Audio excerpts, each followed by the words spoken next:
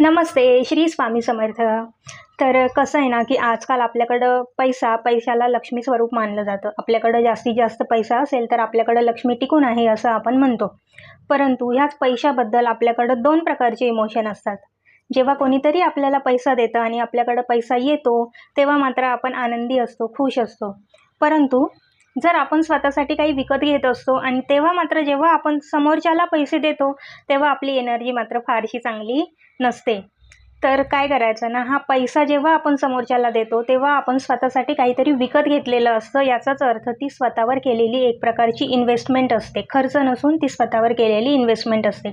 म्हणून आजपासून प्रत्येक वेळी तुम्ही स्वतःसाठी काहीही खरेदी करा. मग ते काहीही असो, कपडे असो, ग्रोसरी असो, मेडिसिन असो, काहीही असेल.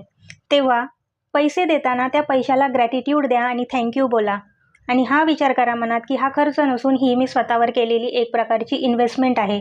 ज्या दिवशी तुम्ही हे करायला चालू कराल, ज्या दिवशी तुम्ही पैशाला ग्रॅटिट्यूड द्यायला चालू कराल, त्या दिवशी नक्कीच तुम्हाला त्या दिवशी म्हणजे त्या दिवसानंतर हळूहळू तुम्हाला असे अनुभव यायला लागतील, की तुमच्याकडं येणारा जो पैसा आहे, त्याचा फ्लोसुद्धा वाढलेला आहे.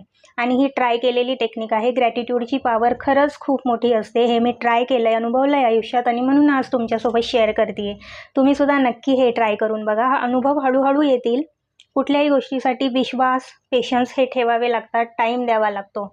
नक्की तुम्हालाही अनुभव येतील. नक्की ट्राय करून बघा.